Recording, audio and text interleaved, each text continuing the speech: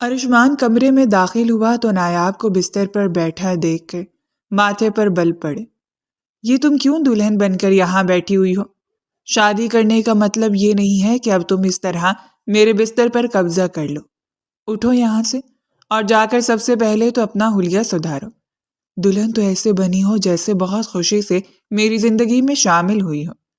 ارشمان نے سر پر پہنی پگڑی اٹھا کر ایک طرف پھینکی تھی اور گھڑی اتارتے سائڈ ٹیبل پر ڈالی تھی۔ نایاب نے حیرت سے ارشمان کی جانب دیکھا تھا۔ یہ تو اسے بھی معلوم تھا کہ وہ ارشمان کو پسند نہیں، لیکن وہ اس طرح کا سلوک کرے گا یہ اندازہ ہرگز بھی نہیں تھا۔ اٹھو یہاں سے، سنائی نہیں دے رہا کیا؟ ارشمان نے اسے اپنی جگہ بیٹھے دیکھا تو ایک دم غصے سے چیخ اٹھا تھا۔ وہ بیچاری ڈر کے مارے کھڑی ہوئی اور تیزی سے واش روم کی طرف دوڑی۔ اتنے میں پاؤں سلپ ہوا اور وہ منہ کے بل دھڑام سے زمین پر گری۔ ارشمان جو وارڈروب کی طرف بڑھ رہا تھا اس کے گرنے کی آواز پر حیرت سے پلٹا تھا اور اسے زمین بوس دیکھ کر اس نے سر پکڑ لیا تھا۔ اس لڑکی کی یہی تو حرکتیں تھیں جس کی وجہ سے وہ اسے بالکل ناپسند کرتا تھا۔ اٹھو، سجدہ کرنے کو کس نے کہا ہے؟ اسے زمین پر ہی پڑے دیکھ کر وہ پھر چیخا تھا جو اٹھنے کا نام نہیں لے رہی تھی۔ بڑی ڈھیٹ لڑکی تھی۔ نایاب نے اٹھنے کی کوشش کی لیکن بے انتہا بھاری لہنگا، اوپر سے زیورات اور بار بار لہنگا پاؤں میں آ کر اٹک رہا تھا۔ جیسے تیسے وہ بیٹھ تو گئی تھی لیکن کھڑے ہونا اس کے بس سے باہر تھا۔ ارشمان نزدیک آیا اور ہاتھ پکڑ کر اسے کھینچ کر کھڑا کر دیا۔ اسی چکر میں 2-3 کانچ کی چوڑیاں ٹوٹی تھیں اور ان میں سے ایک نایاب کی نازک کلائی میں چبھ کر خون بہنے کا سبب بھی بنی تھی۔ آہ! نایاب نے زور سے سسکی بھری تھی اور تیزی سے ارشمان نے اس کے لبوں پر اپنا ہاتھ رکھ دیا تھا۔ دماغ ٹھیک ہے تمہارا؟ کیسی آوازیں نکال رہی ہو؟ باہر مہمان موجود ہیں۔ ایسی آواز باہر جائے گی تو کسی کو منہ دکھانے کے لائق نہیں رہو گی۔ ارشمان کے غصے پر نایاب ہکا بکا سی اسے دیکھ رہی تھی۔ سمجھ نہیں آیا تھا کہ اس بات کے پیچھے کیا وجہ تھی۔ بھلا اس کی تکلیف بھری آواز سے اس کا کسی کو منہ دکھانے کا کیا تعلق تھا؟ ارشمان نے اس کے لبوں پر سے ہاتھ ہٹایا اور ایک قدم پیچھے ہٹ گیا۔ اس کے وجود سے اٹھتی خوشبو ارشمان کے حواسوں پر سوار جو ہونے لگی تھی۔ ایک گہری نظر اس کے سراپے پر ڈالتے وہ نظریں چراتے دوبارہ وارڈروب کی طرف بڑھا تھا اور نایاب آنسو بہاتی واش روم میں داخل ہو گئی تھی۔ کلائی سے خون کی باریک دھار بہہ رہی تھی۔ اس نے نل کھول کر ہاتھ کو نل کے نیچے کیا۔ پانی کے ساتھ تھوڑا سا خون بہنے کے بعد خون رک گیا، لیکن اس کے آنسو نہیں رک رہے تھے۔ اسے چھوٹی چھوٹی تکلیفوں پر اتنا ہی رونا آتا تھا اور آج تو اپنی بے عزتی بھی محسوس ہو رہی تھی کہ اس کے شوہر نے اسے بیوی کا درجہ دینا تو دور ایک نظر بھر کر بھی نہیں دیکھا تھا۔ اس نے جلدی سے اپنا لباس ایک طرف رکھا اور شاور کے نیچے کھڑی ہو گئی۔ بھاری بھرکم جوڑے سے جان چھوٹی تو جیسے سکون سا آ گیا تھا کہ اتنی ہی دیر وہ شاور کے نیچے کھڑی رہی تھی۔ اس کی ہمیشہ سے خواہش تھی کہ وہ شاور کے نیچے نہائے، لیکن ان کے گھر میں ایسی کوئی سہولت موجود نہیں تھی۔ وہ ایک چھوٹے سے گھرانے سے تھی اور اسی لیے ایسی بہت سی چیزیں جو دوسروں کی زندگی میں نارمل تھی اس کے لیے لگژری جیسی تھی، اور اسی میں ہی ایک یہ شاور بھی تھا۔ وہ کتنی دیر ایسے مزے سے لیتی رہی جیسے بارش کے پانی میں نہا رہی ہو، اور پھر جب دل بھرا تو شاور کے نیچے سے ہٹی اور یہاں وہاں دیکھا اور اپنی عقل پر ماتم کرنے کو دل چاہا، کیونکہ وہ تو اپنے ساتھ کپڑے ہی نہیں لائی تھی۔ بس سیدھے واش روم میں ایسے اٹھ کر آ گئی تھی جیسے یہاں پہلے سے ہی اس کی ماں نے اس کا جوڑا ٹنگا رکھا ہو۔ اس کے گھر میں یہی ہوتا تھا۔ اس کے غسل کرنے سے پہلے ہی اس کی ماں پورا واش روم سیٹ کر کے دیا کرتی تھی، صابن، شیمپو، یہاں تک کہ اس کے کپڑے بھی، کیونکہ وہ بھلکڑ تھی اور ایسی چیزیں لے جانا اسے یاد ہی نہیں رہتا تھا۔ اور آج وہ یہاں اس حال میں کھڑی اب پچھتا رہی تھی کہ اسے ان سب چیزوں کی عادت کیوں نہیں تھی۔ ایک طرف کبرڈ لگے ہوئے تھے۔ واش روم میں کبرڈ دیکھ کر وہ حیران بھی ہوئی تھی اور متاثر بھی۔ پھر اس نے کبرڈ کھولا اور اس میں سے بار ٹاول نکالتے اپنے وجود کو چھپا لیا۔ واہ، بڑا امیر ہے یہ ارشمان تو۔ اس کے تو واش روم کا سائز میرے کمرے جتنا ہے، اور تو اور اتنا خوبصورت کبرڈ۔ وہ غور غور سے کانچ کے بنے اس کبرڈ کو دیکھ رہی تھی۔ میری تو الماری بھی اب ٹوٹ رہی ہے۔ اسے اپنی گھر کی ٹوٹی الماری یاد آئی تھی کبڈ کے اندر مہنگے ترین شاور جیل اور نہ جانے کون کون سی باٹلز تھیں جس کے بارے میں اسے کچھ علم نہ تھا۔ ٹاول لپیٹتے وہ واش روم کے دروازے پر پہنچی اور کمرے میں جھانک کر دیکھنے لگی۔ کمرے میں اب نیم تاریکی تھی اور آسمان دور دور تک نظر نہیں آ رہا تھا۔ یہی موقع تھا جب وہ وارڈروب سے اپنے کپڑے نکال سکتی تھی۔ دبے قدموں وہ کمرے میں داخل ہوئی تھی اور وارڈروب کی طرف بڑھی تھی۔ کمرے کے کونے کی جانب چھوٹا سا روم جیسا بنا ہوا تھا جہاں کپڑوں کا وارڈروب موجود تھا۔ سینڈلز کے لیے الگ الماری تھی اور اسی طرح ہر چیز کے کبڈ بنے ہوئے تھے۔ اس نے آہستگی سے اس چھوٹے کمرے میں قدم رکھا تو ایک دم ہی حواس باختہ ہو گئی کیونکہ سامنے ارشمان اپنے کپڑے الماری میں رکھتے ہوئے نظر آیا تھا۔ وہ بہت سلیقے سے اپنی شیروانی کو ہینگ کرتے کبڈ میں لگا رہا تھا اور اسے دیکھتے ہی نایاب کے قدموں سے زمین سڑکی تھی۔ وہ جس حالت میں کھڑی تھی اس کے بعد تو اس کے ڈوب مرنے کا ہی مقام تھا۔ وہ تیزی سے واپس پلٹی لیکن دیر ہو گئی تھی کیونکہ ارشمان نے کبڈ بند کرتے اس وقت اس کی طرف رخ کیا تھا اور اسے اپنے سامنے اس حالت میں دیکھتے اس کے بھی ہوش اڑے تھے۔ نایاب، اس نے ایک تیز آواز نایاب کو دی تھی۔ آنکھیں بند کرتی وہ ایسے پلٹی تھی جیسے بلی کو دیکھ کر کبوتر آنکھیں بند کرتا ہے۔ واش روم سے اس طرح کیسے باہر آ گئی ہو؟ شرم نام کی چیز ہے؟ اس کا بس نہیں چل رہا تھا کہ وہ نایاب کی جان لے لے، مگر نایاب نے تو آنکھیں ہی نہیں کھولی تھیں۔ زبان دانتوں تلے دبی تھی اور مٹھیاں تولیے پر اتنی سختی سے جکڑی ہوئی تھی کہ جیسے اگر مٹھی ذرا بھی ہلکی کی تو تولیہ گر پڑے گا۔ نایاب، تم سے بات کر رہا ہوں میں، اسے پکارتے وہ اس کے قریب ہوا تھا۔ نایاب کے بھیگے لمبے بالوں سے پانی ٹپک رہا تھا۔ کچھ بوندیں لبوں سے ہوتی ہوئی گردن سے اتر رہی تھی اور انہی چند بوندوں نے ارشمان کے حلق میں گلٹی سی پیدا کی تھی۔ وہ بس اسے دیکھتا چلا گیا تھا۔ بار ٹاول میں لپٹا اس کا مرمری وجود ارشمان کو بہکانے کے لیے کافی تھا، لیکن اس نے اپنے جذبات پر قابو پایا تھا۔ یہ ممکن ہی نہیں تھا، وہ کسی طور اس لڑکی کو اپنی بیوی کے طور پر قبول کر ہی نہیں سکتا تھا۔ ایک امیچور لڑکی جو اس سے 10 سال چھوٹی تھی، اسے وہ کبھی اپنی بیوی کا درجہ نہیں دینا چاہتا تھا، اسی لیے اسے نظر انداز کرتے وہ سائڈ سے باہر نکل گیا تھا۔ اس کے جانے کی آہٹ پر نایاب نے فوراً آنکھیں کھولی تھیں اور لاہور کا ورد کرتے الماری کی طرف دوڑی تھی۔ کچھ شرم و حیا سے چہرہ گلابی پڑا تھا تو کچھ شرمندگی سے سرخ۔ جلدی سے اس نے ایک کے بعد ایک الماری چیک کی تھی، پھر ایک الماری میں اسے سلیقے سے اپنے کپڑے رکھے نظر آ گئے تھے۔ اس نے تیزی سے سارے کپڑوں کو نیچے زمین پر پھینکا تھا اور ان میں سے ایک آرام دہ جوڑا نکال کر باقی کپڑوں کو گولا بناتے الماری میں ٹھونس دیا تھا۔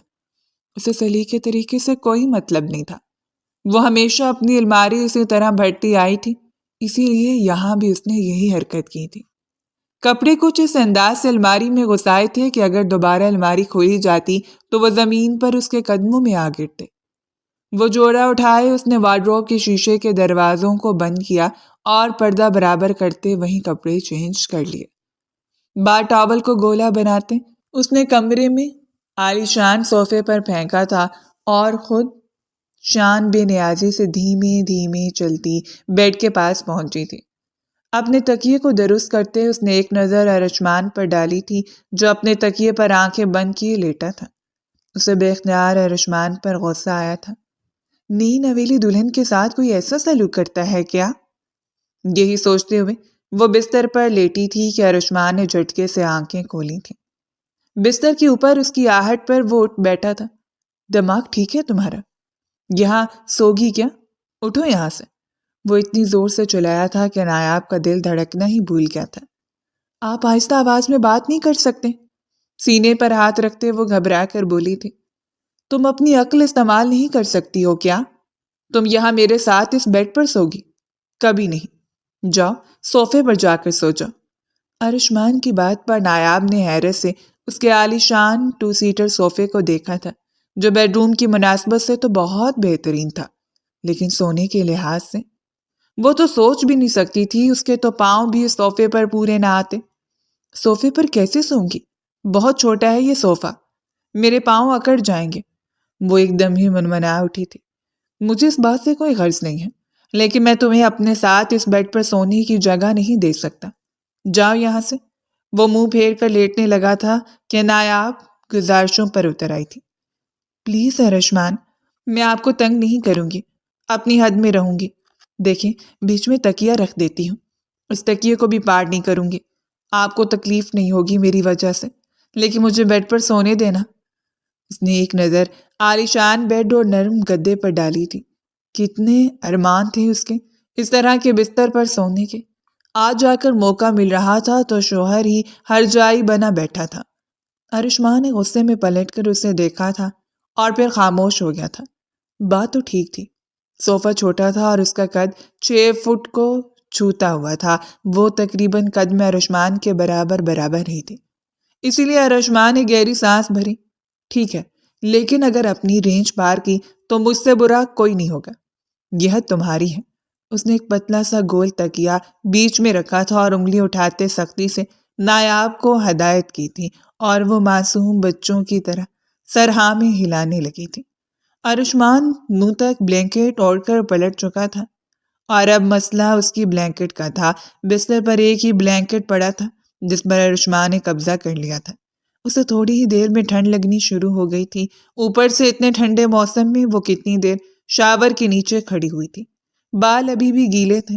وہ بستر پر لیٹ تو گئی تھی لیکن ٹھٹرنے لگی تھی، پھر تھکن سے بری حالت ہو رہی تھی۔ آج سارے دن میں جو کچھ ہوا تھا وہ سب کچھ بہت تھکا دینے والا تھا۔ سردی سے کامتے ہوئے وہ نیند کی وادیوں میں اترنے لگی تھی۔ تھوڑی ہی دیر میں اس نے آہستگی سے ارشمان کی طرف سے تھوڑی سی بلینکٹ لے کر اپنے وجود کو چھپا لیا تھا۔ ارشمان نیند میں چلا گیا تھا، اسی لیے اسے اس بات کی خبر نہیں ہوئی تھی اور وہ پرسکون ہو کر سو گئی تھی۔ لیکن رات کے نہ جانے کس پہر ارشمان کو اپنے اوپر بھاری سا احساس ہوا۔ اس نے پلٹ کر دیکھا تو اس کی نئی نویلی دلہن اب اس کی کمر پر ہاتھ ڈالے سو رہی تھی۔ درمیان سے وہ گول تکیہ نہ جانے کہاں غائب ہو چکا تھا۔ ارشمان کا دل ایک دم ہی تیزی سے دھڑکا تھا۔ اس نے اس کے ہاتھ کو اٹھا کر دور جھٹکا تاکہ اسے خود سے دور کر سکے، لیکن دوسرے ہی پل گہری نیند میں ڈوبی نایاب اس کے پیروں پر اپنا پیر ڈال چکی تھی۔ ارشمان اس کی ٹانگ کو بھی اٹھا کر واپس کیا اور پھر اس کی طرف پلٹا تاکہ اسے جگا کر بستر سے نیچے پھینک سکے، لیکن اچانک ارشمان کی نگاہیں اس کی خوبصورت سفید گردن پر گئی تھی جہاں سونے کا وہ لاکٹ جگمگا رہا تھا جو اس کے باپ نے تحفے میں اپنی بہو کو دیا تھا۔ گہری نیند میں ڈوبی وہ ہوش و حواس سے پوری طرح غافل تھی۔ ہونٹ ہلکے ہلکے لرزتے ہوئے نیلے پڑ رہے تھے۔ اسے ابھی بھی ٹھنڈ لگ رہی تھی۔ ارشمان نے بے اختیار بلینکٹ کو پوری طرح اس کے وجود پر ڈالا تھا اور آہستگی سے بلینکٹ ٹھیک کرتے اس کی نگاہیں بہکتی ہوئی نایاب کے وجود پر جم گئی تھی۔ سوتی ہوئی وہ اپنی حال سے مدہوش تھی۔ ارشمان غور سے اس کے چہرے کو دیکھ رہا تھا جہاں معصومیت منہا تھی۔ پتہ نہیں وہ سچ میں اتنی معصوم تھی یا معصوم بننے کی ایکٹنگ کر رہی تھی۔ وہ لڑکی جو اچانک ہی اس کی زندگی میں شامل ہوئی تھی اسے ہرگز بھی قبول نہیں تھی، لیکن وہ اسے اپنا نکاح میں لے چکا تھا اور اس رشتے سے کب تک انکاری رہ سکتا تھا۔ آج رات 4 بجے کی فلائٹ سے اسے آسٹریلیا جانا تھا۔ اس کے کاروبار کا ایک بڑا حصہ آسٹریلیا میں تھا، لیکن اسے اپنی فلائٹ کینسل کرنی پڑی تھی کیونکہ اس کے باپ نے چند لمحوں کے اندر ہی اس کے قسمت کا فیصلہ طے کر دیا تھا۔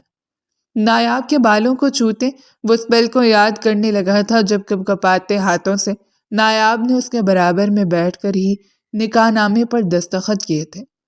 یہ سب کچھ کیوں ہوا تھا اور کس لیے؟ اس بات کی خبر ارشمان کو ہرگز بھی نہیں تھی۔ اس کے والد نے اتنی اچانک اسے نکاح اور شادی کی خبر سنائی تھی کہ وہ خود ہکا بکا رہ گیا تھا۔ بابا، یہ آپ کیا کہہ رہے ہیں؟ میری شادی؟ میری رات کو آسٹریلیا کی فلائٹ ہے، آپ مذاق کر رہے ہیں کیا؟ وہ اپنے بابا کے سامنے حیرت کے ساتھ کھڑا تھا اور دورانی صاحب کے چہرے پر سنجیدگی ہی سنجیدگی تھی۔ تمہیں لگتا ہے برخودار میں ایسی کوئی بات مذاق میں کہہ سکتا ہوں؟ میں تمہاری شادی نایاب کے ساتھ طے کر چکا ہوں۔ وہ میری کزن کی بیٹی ہے اور میں آج رات کو ہی اسے اپنی بہو بنا کر لے آؤں گا۔ یہی میرا آخری فیصلہ ہے۔ اگر تمہیں یہ فیصلہ قبول ہے تو ٹھیک ہے، ورنہ میرا اور تمہارا کوئی تعلق نہیں۔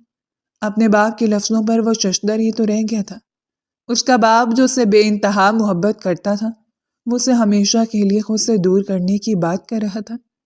بابا یہ آپ کیا کہہ رہے ہیں؟ اور نایاب وہ جو آپ کے چچا زاد بہن کی بیٹی ہے، جن کے گھر کچھ دنوں پہلے آپ نے مجھے سامان دے کر بیچا تھا، اس پرانے محلے میں؟ اپنے ذہن پر زور ڈالتے ارشما نے چند مہینوں پہلے کی ایک چھوٹی سی اپنی اور نایاب کی ملاقات کو یاد کیا تھا۔ ہاں وہی، اسی نایاب کے ساتھ میں تمہارا نکاح کر رہا ہوں۔ اب تو وہ بری طرح اچھلا تھا۔ بابا کیا کہہ رہے ہیں آپ؟ وہ لڑکی اور میں۔ اسے نایاب کا وہ عجیب و غریب رویہ یاد آیا تھا جب وہ اس کا دروازے پر اپنے بابا کے حکم پر سامان پہنچانے کے لیے گیا تھا، اور نایاب نے دروازہ کھولے بغیر ہی چیخ کر کہہ دیا تھا کہ کل کا بچہ ہوا کھانا نہیں ہے، آگے جاؤ۔ وہ اسے کوئی مانگنے والا سمجھ بیٹھی تھی، اور نایاب کی اس پہلی ہی بات نے اسے تیش دلایا تھا۔ وہ جو کئی 100 کروڑ کا مالک تھا، وہ اسے ایک فقیر سمجھ رہے تھے۔ میڈم دروازہ کھولیں، مجھے درانی صاحب نے بھیجا ہے۔ اس نے اپنے باپ کا ذکر کرتے تمیز کے دامن کو نہ چھوڑتے ہوئے دوبارہ سے دروازہ بجایا تھا، اور نایاب نے اب کی بار غصے میں دروازہ کھولا تھا۔ کون درانی صاحب؟ ہم نہیں جانتے کسی کو۔ اچھی طرح پتہ ہے مجھے صرف صابن بیچنے کے لیے تم لوگ جھوٹے بہانوں سے دروازہ کھلواتے ہو، اور کبھی کبھی تو چوری چکاری کے لیے اندر بھی گھس جاتے ہو۔ پینٹ کوٹ پہن کر کھڑے ہو تو اس کا مطلب یہ نہیں ہے کہ امبانی کی اولاد ہو۔ نایاب ایک کے بعد ایک شوشہ چھوڑتی جا رہی تھی، اور وہ غصے اور حقارت سے اس لڑکی کو دیکھ رہا تھا جو دیکھنے میں تو اس کے قد کے برابر تھی، لیکن شاید عقل گھٹنوں میں تھی، کیونکہ رشمان کے پیچھے کھڑی اس کی کروڑوں کی بڑی سیاہ گاڑی بھی اس کی نظروں کا مرکز نہ بن سکی تھی۔ وہ تو بس اپنی ہی دھن میں مگن تھی، بکھرے ہوئے بال، کمر پر دوپٹہ مضبوطی سے بندھا ہوا، ایک ہاتھ میں جھاڑو، اور زبان کینچی جیسی۔ کون آیا ہے بیٹا؟ اندر سے اس کی ماں کی آواز آئی تھی۔ اماں کون آئے گا اس گھر میں؟ یہی ہے، صرف صابن بیچنے کے بہانے سے گھروں میں گھس جاتے ہیں۔ اب بھی تھیلا اٹھا کر آگے ہیں، کوئی نئی سکیم چلی ہوگی۔ بھائی ہمیں نہ صرف چاہیے نہ صابن چاہیے، نہ ہم کسی درانی صاحب کو جانتے ہیں، جاؤ یہاں سے۔ وہ جو روزانہ ایسے کئی لڑکوں کو اپنے دروازے پر دیکھتی تھی، اسے بھی وہی سمجھ رہی تھی، ایک سیلز بوائے جو کسی نہ کسی بہانے سے دروازہ کھلوانے کے بعد اپنی پروڈکٹ کامیابی سے بیچ کر ہی جایا کرتے تھے۔ نایاب کے جملوں پر وہ فوراً ہی واپسی کے لیے پلٹا تھا کہ اس سے زیادہ اپنی بے عزتی اس سے برداشت نہیں تھی، لیکن اس کی ماں نے شاید درانی صاحب کا نام سن لیا تھا، اسی لیے وہ تیزی سے دروازے کی طرف آئی تھی اور ارشمان کو آواز دے کر روکا تھا۔ بیٹے رک جاؤ، 2 منٹ۔ نایاب کی طرف سے میں معافی چاہتی ہوں، یہ درانی بھائی کو نہیں جانتی۔ نایاب کی ماں سکینہ بیگم کے بات پر وہ ایک لمحے کو رکا تھا اور پلٹ کر اس عورت کو دیکھا تھا۔ بے انتہا نفیس نظر آنے والی وہ خاتون اس لڑکی کی ماں تو نہیں ہو سکتی تھی۔ اسے یقین ہی نہیں آ رہا تھا کہ وہ دونوں ماں بیٹی تھے، کیونکہ اگلے ہی لمحے سکینہ بیگم نے اپنے نرم لہجے اور خوش گفتاری سے اسے قائل کر لیا تھا۔ اندر آ جاؤ بیٹے، درانی صاحب میرے تایا زاد بھائی ہیں، میں نے ہی انہیں فون کر کے مدد کے لیے کہا تھا۔ نظریں جھکاتی ہی وہ اسے اندر آنے کے لیے راستہ دے چکی تھی۔ شکریہ آنٹی، میں بس یہ سامان پہنچانے آیا تھا، یہ سب بابا نے بھیجا ہے، اور یہ بھی۔ اس نے خاکی لفافہ ان کی طرف بڑھایا تھا جس میں اچھی خاصی رقم تھی۔ تم کون ہو بیٹے؟ درانی صاحب کے۔ اس کے ہاتھ سے سامان اور لفافہ لیتے انہوں نے محبت سے پوچھا تھا۔ میں ارشمان درانی ہوں، درانی صاحب کا چھوٹا بیٹا۔ انہوں نے یہ سب آپ کو پہنچانے کے لیے کہا تھا، اور تاکید کی تھی کہ میں خود پہنچ جاؤں، کسی ملازم کے ہاتھ نہ بھجواؤں، اسی لیے میں خود آیا ہوں۔ لیکن شاید آپ کی بیٹی کو کوئی غلط فہمی ہوگی، اس نے کاٹدار لہجے میں کہتے ایک نظر نایاب پر ڈالی تھی جو اب بھی کمر پر ہاتھ رکھے غور غور سے اسے ہی دیکھ رہی تھی۔ نایاب معافی مانگو، شرم آنی چاہیے تمہیں، کسی کے بارے میں جانے بغیر ہی کیا کچھ کہتی رہتی ہو۔ سکینہ بیگم نے اسے ڈانٹا تھا۔ ہاں تو اماں، میری بھی کیا غلطی ہے؟ ان کو صاف صاف کہنا چاہیے تھا نا کہ ہماری مدد کے لیے آئے ہیں۔ یہ بڑا سا تھیلا اٹھائے دروازے پر ایسے کھڑے تھے، مجھے لگا کہ صابن بیچنے والے ہی ہوں گے۔ آپ کو تو پتہ ہے آج کل ہمارے محلے میں کتنی اسکیموں والے لوگ آتے ہیں۔ معافی مانگنے کی بجائے وہ صحیح قصوروار ٹھہرا رہی تھی۔ بیٹا میں معافی چاہتی ہوں نایاب کی طرف سے، دراصل اکلوتی بیٹی ہے میری، باپ کا سایہ سر پر نہیں، میں نے اکیلے ہی پالا ہے، اسی لیے میرے لاڈوں میں ہی بگڑی ہے، اور اب سچ کہوں تو اسی کی فکر ہوتی ہے مجھے۔ پہلے میں فیکٹری میں نوکری کرتی تھی، لیکن اب کچھ عرصے سے طبیعت بہت خراب رہنے لگی ہے، اسی لیے مجبوری میں مجھے دورانی بھائی سے مدد مانگنی پڑی اور تمہیں یہاں آنے کی تکلیف اٹھانی پڑی۔ وہ شرمندہ بھی تھیں اور حالات سے مجبور بھی۔ کوئی بات نہیں آنٹی، آپ کو جب بھی ضرورت ہو آپ مجھے کال کر سکتی ہیں۔ اپنا نمبر انہیں دیتے وہ اٹھ کر واپس آ گیا تھا، لیکن اس دن کے بعد سے نہ وہ کبھی ان کے گھر گیا تھا اور نہ ہی کبھی سکینہ بیگم نے اسے فون کیا تھا۔ اس کے باپ نے اگر ان کی مدد کی ہو تو اس بات کا اسے کوئی علم نہیں تھا۔ نایاب جیسی لڑکیاں اسے زہر لگتی تھیں، جنہیں نہ بات کرنے کی تمیز تھی نہ کسی چیز کا ڈھنگ، اور اب اس کا باپ اسی لڑکی سے اس کی شادی کی بات کر رہا تھا۔ اس نے مجبور ہو کر ماں کی طرف دیکھا، جن کے چہرے کے زاویے خود ہی بگڑے ہوئے تھے۔ تمہارے باپ کو نہ جانے کون سے خاندان کی محبت جاگ اٹھی ہے۔ سالوں سے جس عورت سے ہمارا کوئی واسطہ نہیں تھا، اب اسی کی ہمدردی میں اس کی بیٹی کو رخصت کروا کر لانا چاہتے ہیں۔ زیبا بیگم کی تو اپنے ہاتھوں سے بازی نکلی تھی، اسی لیے وہ اور بھی غصے میں تھی۔ ان کا بس نہیں چل رہا تھا کہ وہ کسی بھی طرح شوہر کو اس رشتے سے روک دیں، لیکن درانی صاحب نے اپنا آخری فیصلہ انہیں اور بیٹے دونوں کو سنا دیا تھا۔ زیبا بیگم چاہتی تھی کہ وہ اپنے بیٹے کی شادی اپنی ہی برابر کی فیملی میں کریں، جبکہ نایاب اور اس کی ماں کے پاس تو 2 وقت کی روٹی بھی نہیں تھی۔ سر پر ایک ٹوٹی پھوٹی چھت تھی اور ہاتھ بالکل خالی۔ وہ سوسائٹی میں کیا کہہ کر نایاب کو انٹروڈیوس کرواتی کہ ان کی بہو کس گھرانے سے آئی ہے، یا اس کا باپ کیا کرتا ہے، اس کا بیک گراؤنڈ کیا ہے، اور یہی باتیں زیبا بیگم کو غصہ دلا رہی تھیں۔ تو مجھے اپنا آخری فیصلہ بتا دو، تم نایاب سے شادی کر رہے ہو یا نہیں؟ اگر تم انکار کر کے آسٹریلیا کی فلائٹ لوگے تو پھر واپس مت آنا، کیونکہ تمہارے لیے تمہارا باپ مر چکا ہوگا۔ اپنا فیصلہ صادر کرتے ہیں وہ اپنے کمرے میں چلے گئے تھے اور وہ اپنی ماں سے سر جوڑ کر بیٹھ گیا تھا۔ ماما، آپ کو نہیں پتا وہ لڑکی کیسی ہے، میں تو اس کی شکل بھی دوبارہ دیکھنا گوارا نہ کروں، پر بابا اسے مجھ پر مسلط کرنا چاہتے ہیں۔ زیبا بیگم نے خود پریشانی سے بیٹے کی شکل دیکھی تھی۔ بیٹا تمہارے باپ کے آگے میری بھی نہیں چلتی، اگر میں کچھ کہوں گی تو مجھے بھی ہاتھ پکڑ کے گھر سے باہر کھڑا کر دیں گے۔ وقتی طور پر نکاح کر لو اور اس کے بعد دیکھتے ہیں کہ کیا کرنا ہے۔ میں نے خود تمہاری شادی آیت سے طے کرنے کا سوچ رکھا تھا، وہ تو شکر ہے میں نے آیت کی ماں سے بات نہیں کی تھی، ورنہ آج اس کے آگے بھی ذلیل ہوتی۔ زیبا بیگم نے اپنی سہیلی کی بیٹی آیت کا ذکر کیا تھا۔ ارشمان بھی آیت کو اچھی طرح جانتا تھا۔ وہ ایک پڑھی لکھی لڑکی تھی، ایک ماڈلنگ ایجنسی چلا رہی تھی۔ تعلیم یافتہ ہونے کے ساتھ ساتھ اس کا بیک گراؤنڈ بھی کافی امیر تھا، اور اسی وجہ سے زیبا بیگم کو اس میں دلچسپی تھی۔ ماما، وہ سب تو ٹھیک ہے، لیکن اگر نکاح کے بعد وہ بلا گلے پڑ گئی تو اسے تو نایاب کی چرب زبانی سے ہی چڑ ہو رہی تھی۔ تم فکر نہ کرو، چند دن سے زیادہ ٹکنے نہیں دوں گی میں اسے یہاں۔ ماں کے سمجھانے پر اور اپنے باپ کی خاطر اس نے نکاح کے لیے حامی بھر لی تھی، لیکن یہ بات دونوں ماں بیٹے کی سمجھ سے باہر تھی کہ ان کے باپ نے یہ فیصلہ کیوں کیا تھا۔ اگر مدد ہی کرنی تھی تو وہ کسی اچھے خاندان میں بھی نایاب کا رشتہ کروا سکتے تھے، اپنے کسی ورکر کے ساتھ بھی اسے رخصت کر سکتے تھے، دھوم دھام سے اس کی شادی کروا سکتے تھے، لیکن انہوں نے ارشمان کا انتخاب ہی کیوں کیا تھا؟ یہ وہ گتھی تھی جو وقت ہی سلجھ جاتا، کیونکہ فی الحال تو یہ سلجھنے والی نہیں تھی۔ اور پھر اسی شام سادگی کے ساتھ وہ لوگ بارات لے کر گئے تھے اور نایاب دلہن بن کر ارشمان کے ہمراہ دورانی ہاؤس میں داخل ہوئی تھی۔ دورانی صاحب نے اسے ایک سونے کا لاکٹ تحفے میں دیا تھا اور ساتھ ہی اپنے گھر میں خوش آمدید بھی کہا تھا۔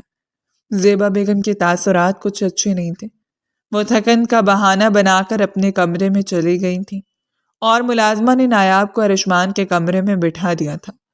ارشمان خود کہاں گیا تھا اس بارے میں نایاب کو بھی علم نہیں تھا، اور پھر جب وہ واپس آیا تو اس کی باتوں سے نایاب کو اچھی طرح پتہ چل گیا تھا کہ اسے زبردستی ارشمان کے سر پر مسلط کیا گیا ہے۔ شادی والے ارمان تو پہلے ہی اس کے دل میں پوری طرح نہیں جاگے تھے، لیکن اب تو اسے ہر لمحے اپنی کمائیگی کا احساس ہو رہا تھا۔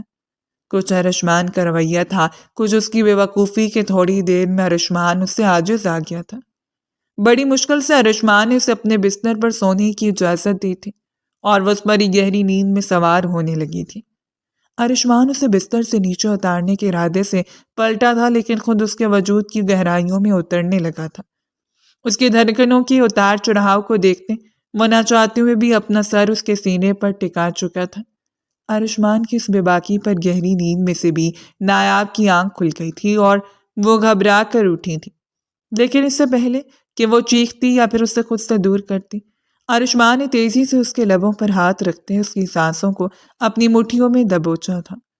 نایاب کی آنکھیں پوری طرح کھل گئی تھیں، لیکن ارشمان کے باڈی بلڈر وجود کے آگے وہ ذرا بھی پر نہیں پھڑپڑا سکی تھی، اور ارشمان نے اس کی ٹانگ کو پکڑ کر اپنی ٹانگ پر جما لیا تھا اور خود اپنا سر اس کے وجود پر رکھے گہرے گہرے سانس بھرنے لگا تھا۔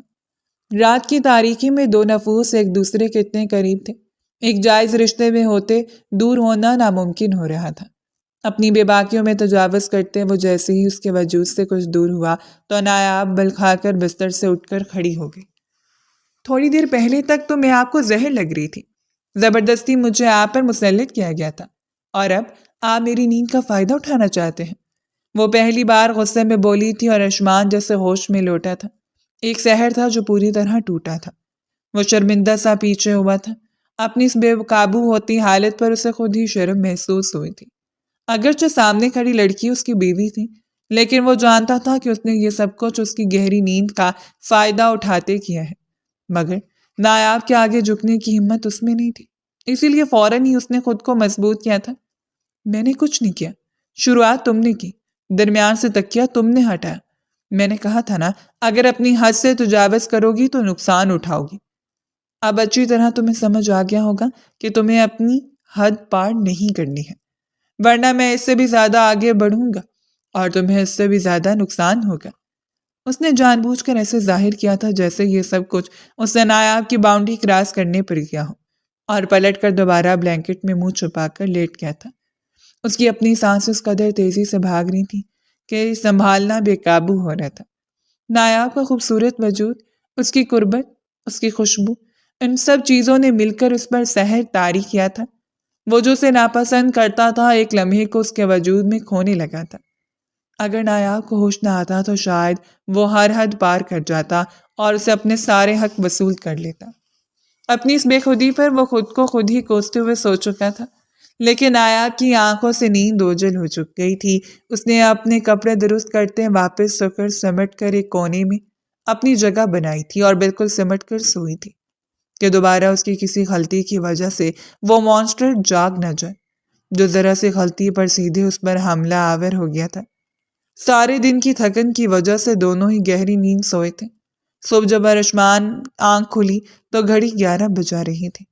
رات اس کی فلائٹ چھوٹ گئی تھی، ایک بہت امپورٹنٹ میٹنگ مس ہوئی تھی جو صبح 11 بجے تھی، اور اب اسے افسوس ہو رہا تھا۔ اس نے ایک نظر اپنے اس برابر میں سوئی ہوئے نایاب پر ڈالی تھی جو بے انتہا گہری نیند میں تھی۔ بال پوری طرح بکھرے ہوئے تھے اور سردی سے پوری طرح سمٹی ہوئی تھی۔ شاید خوف کے مارے اس نے دوبارہ ارشمان سے بلینکٹ لینے کی بھی غلطی نہیں کی تھی۔ ارشمان نے بلینکٹ اس کے وجود پر ڈالتے واش روم کا رخ کیا تھا اور فریش ہو کر نیچے چلا گیا تھا جہاں زیبا بیگم ناشتے کی ٹیبل پر بیٹھی تھی۔ آ گئی تم؟ کہاں ہے وہ لڑکی؟ اچھی طرح اسے اس کی اوقات یاد دلانی تھی۔ زیادہ دن میں اسے یہاں برداشت نہیں کروں گی۔ تمہارے بابا 15 دن بعد ایک میٹنگ کے سلسلے میں امریکہ چلے جائیں گے، اور بس تب ہی ہم دونوں مل کر اس لڑکی کو یہاں سے بھگا دیں گے۔ انہوں نے اسے اپنا منصوبہ سمجھایا تھا اور وہ سر ہاں میں ہلانے لگا تھا۔ یہ سب تو ٹھیک ہے ماما، لیکن بابا نے میری اور اس کی شادی کروائی کیوں ہے؟ یہ سوال اب بھی اس کے ذہن میں اٹکا ہوا تھا۔ مجھے کیا پتا بیٹا، تمہارے باپ کے دماغ میں کیا چلتا ہے؟ ویسے تو وہ انتہائی کاروباری قسم کے آدمی ہیں، ان سے جذباتی رویوں یا جذباتی لگاؤ کی امید نہیں کی جا سکتی۔ ساری زندگی انہوں نے کبھی مجھ سے ہمدردی نہیں کی، تو اپنے رشتہ داروں سے کیا کریں گے؟ سالوں ہوئے تمہارے رشتہ داروں کی ہم نے شکل بھی نہیں دیکھی، تمہارے باپ نے کبھی اپنے خاندان والوں کو پوچھا تک نہیں۔ لیکن پتہ نہیں یہ سکینہ بیگم اچانک کہاں سے ہماری زندگی میں آئی اور پوری طرح ہی ہماری زندگی برباد کرنے کی ٹھان لے۔ اور تمہارے باپ کو بھی دیکھو کتنی ہمدردی چڑھی ہے۔ جانے دو انہیں، US اس کے بعد کرتے ہیں اس نایاب کا کچھ۔ فی الحال تو میں اپنی فرینڈ کی طرف جا رہی ہوں، ہمارا شاپنگ پلان ہے۔ تم کیا کرو گے سارا دن؟ جوس کا سپ لیتے انہوں نے بیٹے سے پوچھا تھا۔ ناٹ ڈیسائیڈڈ ماما، مجھے کیونکہ آسٹریلیا جانا تھا اسی لیے میں نے یہاں کے سارے کام ایڈوانس میں کر لیے تھے اور آفس میں انفارم بھی کر دیا تھا کہ میں اب 15 دن تک آفس نہیں آؤں گا، اسی لیے آفس جانے کا تو میرا فی الحال کوئی ارادہ نہیں ہے اور نہ ہی میں کسی کو اس شادی کی کوئی خبر دینا چاہتا ہوں۔ شاید گھر پر ہی رہوں یا پھر فارم ہاؤس چلا جاؤں۔ آپ شاپنگ پر جائیں، فکر نہ کریں، یہاں میں سب سنبھال لوں گا۔ تھوڑی دیر میں زیبا بیگم اپنی دوستوں کی طرف روانہ ہو گئی تھی اور وہ ڈائننگ ٹیبل پر ہی بیٹھا رہ گیا تھا۔ جب ہی اس کے بابا بھی ڈائننگ ٹیبل پر آئے تھے، وہ پوری طرح تیار تھے، شاید کسی میٹنگ کے لیے نکل رہے تھے۔ میں نے ٹکٹ کنفرم کروا دی ہے، تم دونوں آج رات کی فلائٹ سے ہنی مون کے لیے جا رہے ہو۔ میں چاہتا ہوں کہ میرے امریکہ جانے سے پہلے تم دونوں کا ہنی مون بھی ہو جائے تاکہ جب میں جاؤں تو پھر تم یہاں کا کاروبار سنبھال سکو۔ مینیجر صاحب کچھ دیر میں آتے ہوں گے، وہ تمہیں ٹکٹ وغیرہ اور ساری تفصیلات سمجھا دیں گے۔ نایاب کے ساتھ اچھا ٹائم سپینڈ کرو، وہ بچی بہت ہی اچھی اور شریف ہے۔ باپ کی بات پر عثمان کی آنکھیں حیرت سے پھیل گئی تھیں۔ ہانی مون؟ اسے جیسے یقین ہی نہیں آیا تھا۔ کل تک وہ جس لڑکی کو صحیح طریقے سے جانتا تک نہیں تھا، رات اس کے ساتھ اس کی شادی کروا دی گئی تھی اور اب اس کا باپ اسے سیدھے ہنی مون پر بھیج رہا تھا، اور وہ بھی نایاب کے ساتھ۔ بابا، مجھے نہیں جانا ہے، میں نایاب کو جانتا ہی کتنا ہوں، جو اسے لے کر یہاں وہاں گھومتا پھروں۔ پھر اس لڑکی کے اندر ذرا بھی سکون نہیں ہے، ہر وقت یہاں سے وہاں اچھلتی رہتی ہے، میں اس کی ذمہ داری نہیں اٹھا سکتا۔ اور عثمان نے صاف لفظوں میں اپنے باپ کو انکار کیا تھا، لیکن دورانی صاحب کے آگے اس کی بھلا کہاں چلنی تھی۔ برخودار، میں نے آپ سے آپ کی مرضی نہیں پوچھی اور نہ ہی اجازت مانگ رہا ہوں۔ میں آپ کو بتا رہا ہوں کہ مینیجر صاحب آ کر آپ کے حوالے سب کچھ کر دیں گے۔ آپ جا کر تیاری شروع کریں، اور ان علاقوں میں سردی یہاں سے کہیں زیادہ ہے، اس لیے پہلے اپنی بیگم کو شاپنگ کروا لیں۔ نایاب کو کسی چیز کی کوئی کمی نہیں ہونی چاہیے۔ حکم صادر کرتے وہ پھر دفتر کے لیے نکل گئے تھے اور ارشمان نے سر پکڑ لیا تھا۔ بیٹھے بٹھائے اچھی مصیبت اس کے سر پڑی تھی۔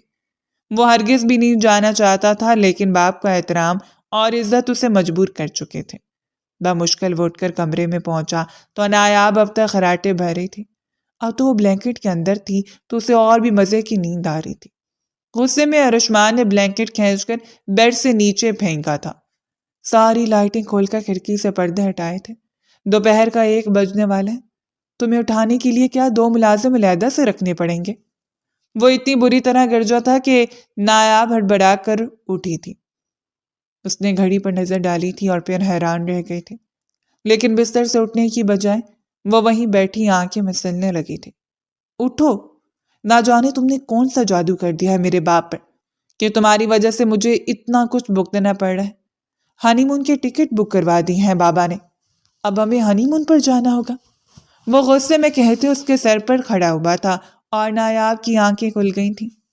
ہنی مون پر کہاں جائیں گے ہم؟ وہ ایک دم ہی ایکسائٹیڈ ہوئی تھی اور ارشما نے حیرت سے اسے دیکھا تھا۔ تمہیں خوشی ہو رہی ہے؟ کیا کرو گی ہنی مون پر جا کر؟ ارشمان کو جیسے سمجھ نہیں آیا تھا کہ وہ خوش کس بات پر تھی۔ کیا مطلب کیا کروں گی؟ انجوائے کروں گی، اور کیا کروں گی؟ آپ نے نہیں دیکھا موویز میں ہیرو ہیروئن ہنی مون پر جاتے ہیں، پھر وہاں گانے گاتے ہیں، برف اٹھا کر ایک دوسرے کو پر اچھالتے ہیں، اف بڑا مزہ آئے گا۔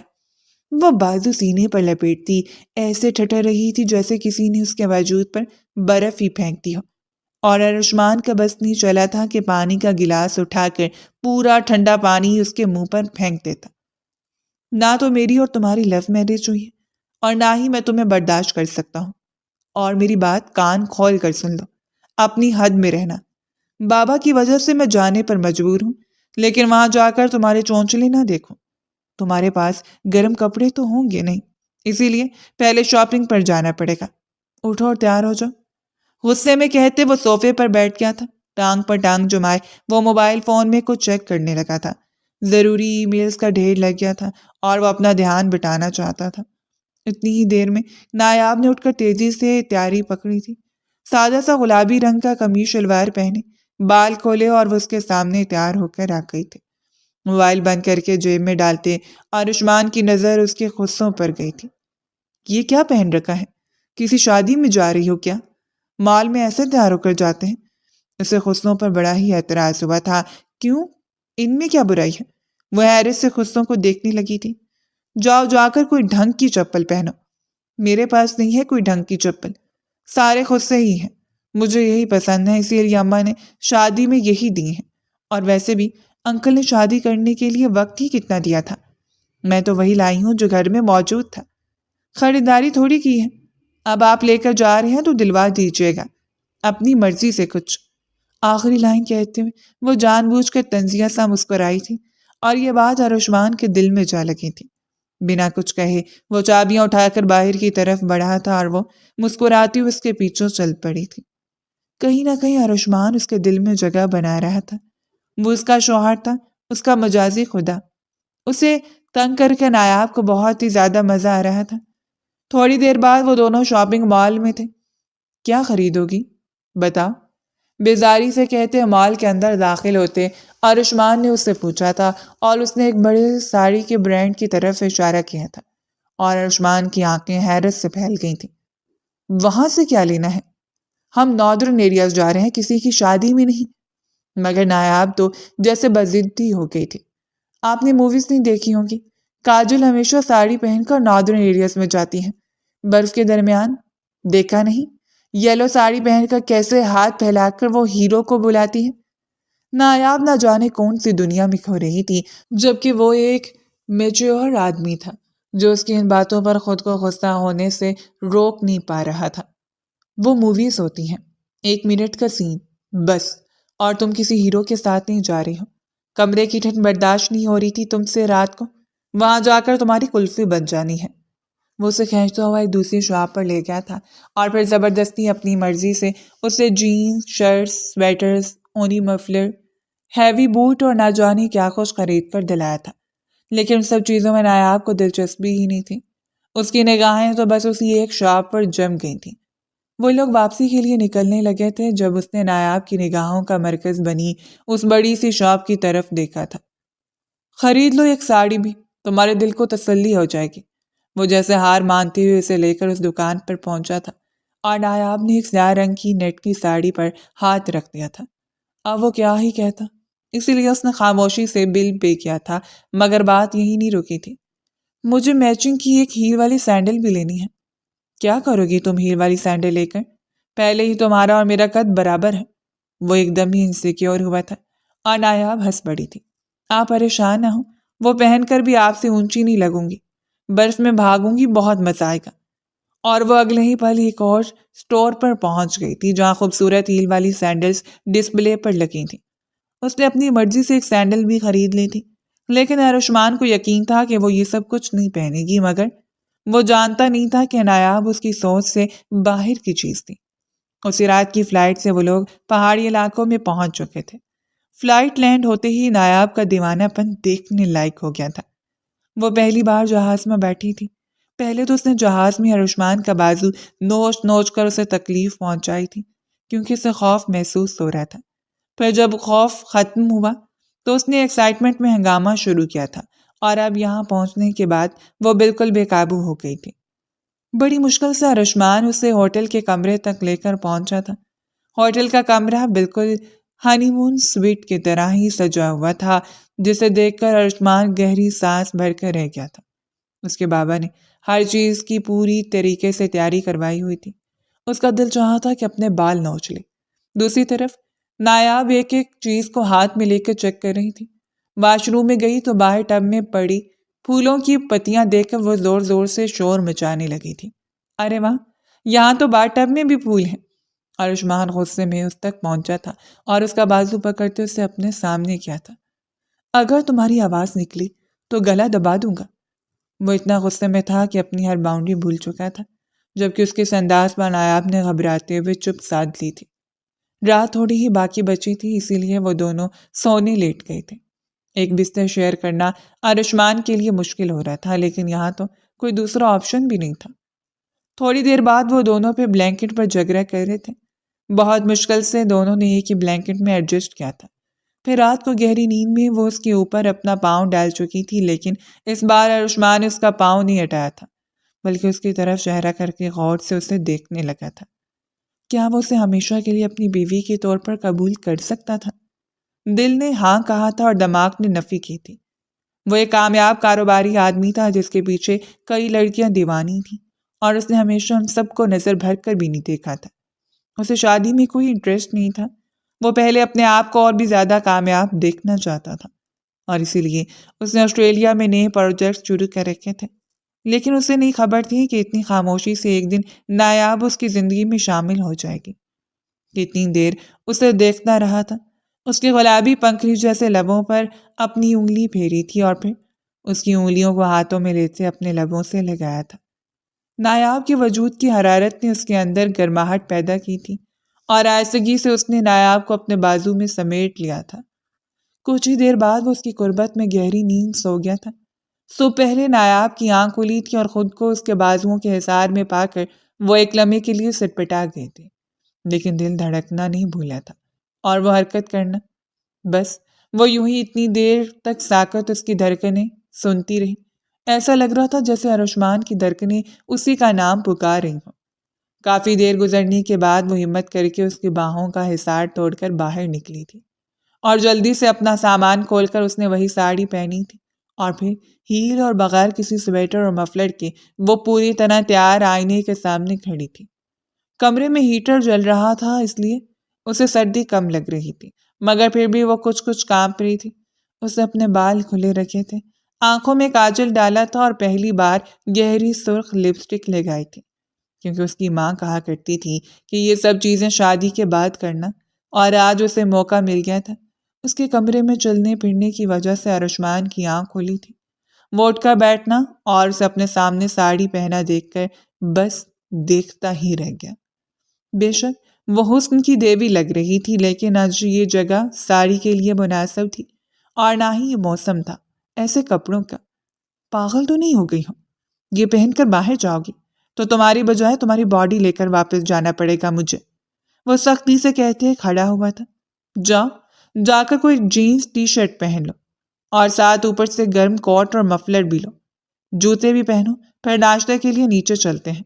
اس نے واش روم کا رخ کیا تھا، لیکن نایاب ڈھیٹ بنی بیٹھ گئی تھی۔ جب وہ واپس لوٹا اور اسے ایسے ہی بیٹھے دیکھا تو کچھ نہ کہا۔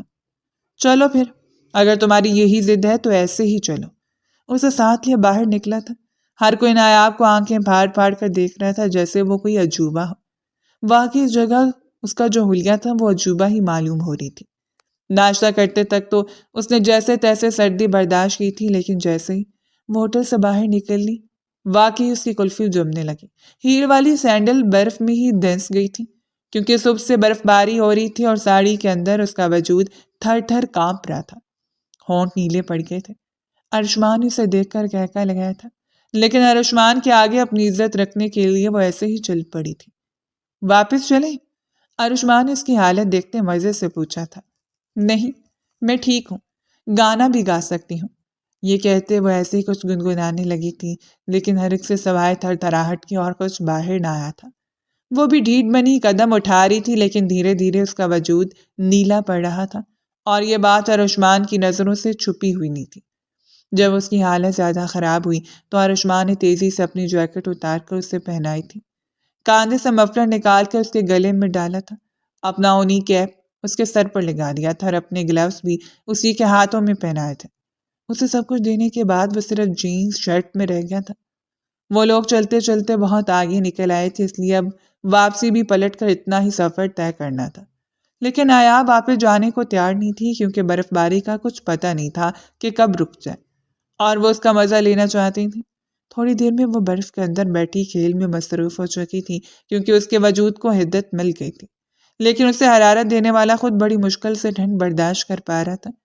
دھیرے دھیرے اسے چینخیں آنے لگی تھیں اور پھر اس کی طبیعت بگڑنے لگی تھی۔ نایاب نے اس کی یہ حالت دیکھی تو واپسی کے لیے فوراً ہی اٹھ کھڑی ہوئی۔ وہ دونوں ہوٹل واپس آئے تھے، لیکن تب تک ارشمان کو شدید قسم کی ٹھنڈ لگ چکی تھی۔ نایاب کی ضد کی خاطر وہ کافی دیر اتنی ہی ٹھنڈ میں بغیر کچھ پہنے کھڑا تو ہو گیا تھا، لیکن اسے اپنا خون تک جمتا محسوس ہو رہا تھا۔ نایاب نے فوراً قہوہ آرڈر کیا تھا۔ اس کے ہاتھوں پیروں کو اپنے ہاتھوں سے حرارت دی تھی، کبھی ہاتھ میں سلتی، کبھی پاؤں سے لکڑیاں جلا کر ان کے قریب بٹھایا تھا اور پھر سارے گرم کپڑے بھی پہنا دیے تھے، لیکن ارشمان کی چیخیں رکنے کا نام نہیں لے رہی تھیں۔ اسے شدید قسم کا فلو ہوا تھا اور وہ پورا ایک دن اس حالت میں گزر گیا تھا۔ ایک دن بعد جا کر اس کی حالت سنبھلی تھی اور وہ اٹھ کر بیٹھنے کے قابل ہوا تھا۔ ہلکا ہلکا بخار بھی تھا جو اب اتر چکا تھا۔ ہو گیا تمہارا شوق پورا؟ ٹھیک ہوتے ہی واپس نایاب سے الجھ بیٹھا تھا۔ نایاب نے نظر جھکا لی تھی۔ اتنا اندازہ تو اسے بھی تھا کہ اس نے زیادتی کر دی۔ آئی ایم سوری، بس میں اپنے شوق پورا کرنا چاہتی تھی۔ میں نے کبھی زندگی میں یہ سب کچھ نہیں دیکھا، نا اتنے بڑے کمرے، نہ اتنی عالیشان چیزیں۔ میں نے تو سوچا بھی نہیں تھا میں کبھی ہوائی جہاز میں بیٹھوں گی یا پھر کبھی ایسی جگہ جاؤں گی۔ میرا ہمیشہ سے خواب تھا کہ میں ایسی جگہ پر ساڑی پہنوں اور ہیروئن کی طرح ڈانس کروں۔ آہستگی سے کہتی وہ ارشمان کو مسکرانے پر مجبور کر گئی تھی۔ تمہارا تو مجھے نہیں پتا، لیکن تم نے مجھے ضرور نچا کر رکھ دیا ہے۔ ارشمان نے غور سے اسے دیکھا تھا جو معصوم سی شکل بنا کر بیٹھی تھی۔ تم ہمیشہ سے ایسی ہو یا پھر کسی خاص موقع پر پاگل ہوا کرتی ہو؟ وہ اب اس میں دلچسپی لینے لگا تھا۔ میں تو ہمیشہ سے ہی ایسی ہوں، وہ بھی مسکرا اٹھی تھی۔ بابا کے انتقال کے بعد اچانک ہی ہمارے حالات خراب ہوئے تھے۔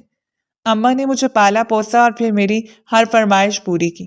میں اکیلے گھر میں رہتی تھی کیونکہ اماں جاب کرتی تھیں۔ بس اسی وجہ سے میں تھوڑی مضبوط ہو گئی، تھوڑی ڈھیٹ، پھر اکلوتے رہنے کی وجہ سے ضدی، لیکن دل کی بری نہیں ہوں۔ آخری جملہ کہتے اس نے جان بوجھ کر ارشمان کی آنکھوں میں جھانکا تھا۔ ارشمان کو لگا جیسے وہ کچھ جتانا چاہتی ہوں۔ چلو اب میں بہتر محسوس کر رہا ہوں، گھومنے کے لیے آئیں تو باہر چلتے ہیں۔ وہ اس کی قربت میں جیسے پگھلنے لگا تھا۔ پھر وہ دونوں ایک دوسرے کی سنگت میں برف باری میں گھومتے پھرتے رہے تھے۔ 15 دن کا ٹرپ تھا، لیکن ان 15 دنوں میں ان دونوں کے درمیان گہری دوستی ہو گئی تھی۔ ازدواجی تعلق تو قائم نہ ہو سکا تھا، لیکن کہیں نہ کہیں وہ ایک دوسرے کی قربت کو چاہنے لگے تھے، ایک دوسرے کی دھڑکنوں کو محسوس کرنے لگے تھے۔ 15 دن بعد واپس لوٹتے وقت ارشمان نے اپنے دل میں فیصلہ کر لیا تھا کہ اس لڑکی کو اپنی زندگی سے نہیں نکالے گا جس نے ساری زندگی غریبی اور محرومی دیکھی تھی۔ اب ایک بار اسے پھر تنہا نہیں کر سکتا تھا۔ نایاب بھی اس کی سنگت میں بہت خوش تھی۔ وہ دونوں جو واپس پہنچے تو درانی صاحب نے ان کا استقبال کیا۔ امید کرتا ہوں یہ 15 دن بہت اچھے گزرے ہوں گے۔ اب مجھے تم دونوں سے ضروری بات کرنی ہے۔ اپنے سامنے دونوں کو بٹھاتے انہوں نے کچھ کاغذات رکھے تھے۔ ارشمان، ان کاغذات پر دستخط کر دو۔ پین کھول کر ارشمان کے ہاتھ میں تھمایا تھا۔ اس نے حیران ہوتے کاغذات کھولے تھے اور پہلے ہی صفحے پر اس کے ہاتھ کانپ اٹھے تھے۔ بابا، یہ کیا ہے؟ اس سے آگے وہ کچھ کہہ نہیں سکا تھا۔ اس نے ایک نظر نایاب پر ڈالی تھی اور دوسری نظر اپنے باپ پر۔ ہاں، طلاق کے کاغذات ہیں۔ یہ تم نایاب کو طلاق دے رہے ہو۔ تمہارا نایاب کے ساتھ بس یہیں تک کا تھا۔ درانی صاحب نے مسکراہٹ کے ساتھ ان دونوں پر پٹاخہ پھوڑا تھا۔ مگر بابا، وہ جیسے خود ہی الجھ گیا تھا۔ زیبا بیگم بھی وہیں موجود تھی، لیکن چپ چاپ ایک کونے میں بیٹھی تھی۔ میں نایاب کو طلاق کیوں دوں گا؟ آپ نے اس کی اور میری شادی کیوں کروائی تھی؟ نایاب تو دھماکوں کی زد میں تھی۔ اس کے منہ سے ایک لفظ بھی نہ نکل سکا تھا۔ وہ بس ارشمان کا ہاتھ مضبوطی سے تھام کر بیٹھ گئی تھی، جیسے اسے کوئی سمجھ ہی نہ رہی ہو۔ میں نے تمہاری اور نایاب کی شادی بہت مجبوری میں کروائی تھی۔ نایاب کے نانا اور میرے والد آپس میں بھائی تھے۔ نایاب کے نانا نے پسند کی شادی کی تو میرے دادا نے اپنے اس بیٹے کو گھر سے نکال دیا، اور پھر سالوں نایاب کے نانا سے ہمارا کوئی واسطہ نہیں رہا۔ لیکن پھر جب میرے دادا کی موت کا وقت قریب آیا تو انہیں اپنے بیٹے کی یاد ستائی۔ بیٹا تو انہیں نہ مل سکا، لیکن انہوں نے اپنی جائیداد کا آدھا حصہ نایاب کے نانا کے نام لکھ دیا اور خود اس دنیا سے چلے گئے۔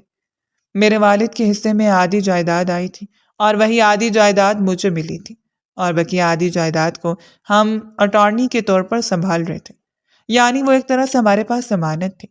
مجھے لگتا تھا کہ ساری زندگی نایاب کے نانا کا ہم سے ٹکراؤ نہیں ہوگا اور ہم سکون سے زندگی گزاریں گے۔ لیکن کچھ دنوں پہلے نایاب کی ماں اچانک سے میرے دفتر آئی تھی۔ اسے پتہ چل گیا تھا کہ اس کے حصے کی جائیداد ہمارے پاس ہے۔ وہ چاہتی تھی کہ ہم اس کی مدد کریں اور جائیداد میں سے اس کا حصہ اس کے حوالے کر دیں تاکہ وہ نایاب کی کسی اچھی جگہ شادی کر سکے اور نایاب سیٹل ہو جائے۔ تب میں نے تمہارا رشتہ نایاب کے لیے ڈال دیا تاکہ نایاب کی اور تمہاری شادی ہو جائے، اور تو ساری جائیداد ہمیشہ کے لیے ہماری ہو جائے۔ تمہاری شادی کے ساتھ ساتھ میں نے نایاب کی ماں سکینہ بیگم سے ان کاغذات پر دستخط کروائے تھے جن کے ذریعے اب اس جائیداد کی مالک نہیں بلکہ ساری ملکیت میرے حوالے ہو گئی ہے۔ انہوں نے یہ سوچ کر سب کچھ میرے ہی حوالے کر دیا تھا کہ اب نایاب اسی گھر کی بیٹی ہے۔ لیکن تمہیں کیا لگتا ہے میں ایک ایسی گنوار لڑکی سے تمہاری شادی کروں گا جو کہیں سے بھی ہمارے سٹیٹس کے برابر نہیں ہوگی؟ مجھے اپنے خاندان سے نہ کبھی محبت تھی اور نہ ہے۔ میں نے جو کچھ بھی کیا وہ جائیداد کے لیے کیا۔ سکینہ بیگم نے نہ صرف جائیداد پر دستخط کی ہیں بلکہ جج صاحب کے سامنے انہوں نے اس بات کی گواہی بھی دی ہے کہ وہ سب کچھ اپنی مرضی اور خوشی سے میرے نام کر رہی ہیں، کیونکہ میں نے انہیں بتایا تھا کہ نایاب بہت خوش ہے اور وہ ہنی مون پر گئی ہوئی ہے، اس لیے وہ مطمئن ہو گئی۔ سب کچھ قانونی طور پر ان 15 دنوں میں میرے نام ہو گیا ہے، سارے کاغذات تیار ہو گئے ہیں۔ اب اس گھر میں نایاب کی کوئی جگہ نہیں ہے، اسے طلاق دو اور واپس اسی گندے محلے میں چھوڑ آؤ۔ درانی صاحب اپنی بات مکمل کرتے کھڑے ہو گئے تھے اور نایاب کے ساتھ ساتھ ارشمان کا وجود بھی زلزلے کی زد میں آ گیا تھا۔ اس نے تو سوچا بھی نہیں تھا کہ اس کا امیر اور کروڑ پتی باپ جائیداد کے لیے اتنا گر سکتا ہے، اپنی خاندان کی بیٹی کی عزت برباد کرنے کے بارے میں سوچ سکتا ہے۔ ہاں، البتہ زیبا بیگم کے چہرے پر مسکراہٹ تھی، وہ یہی تو چاہتی تھی۔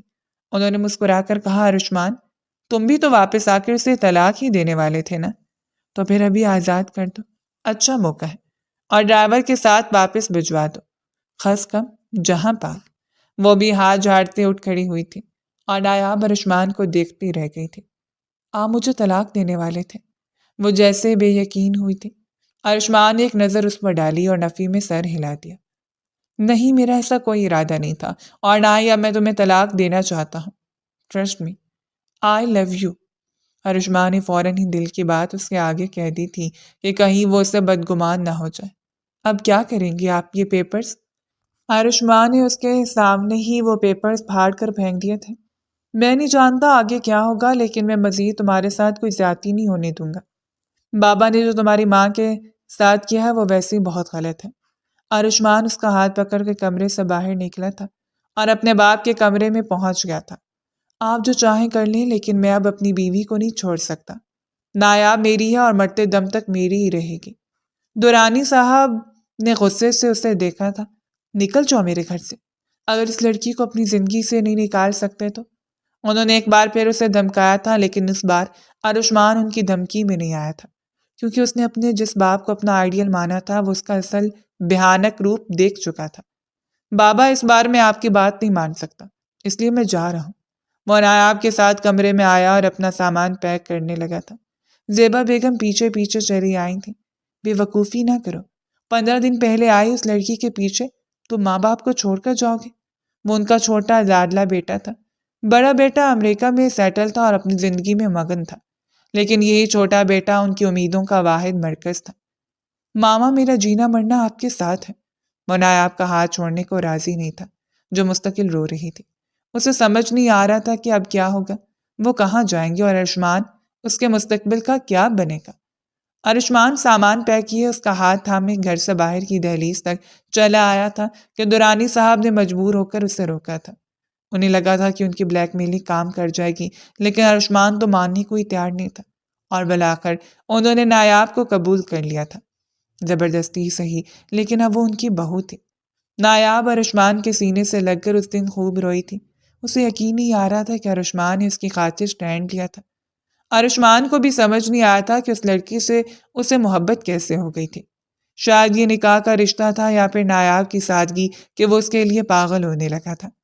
چند ہی دنوں میں نایاب نے اس گھر میں اپنی جگہ بنا لی تھی، اور پھر اس کا شوہر ارشمان اسے لے کر آسٹریلیا کے لیے اڑان بھرنے لگا تھا۔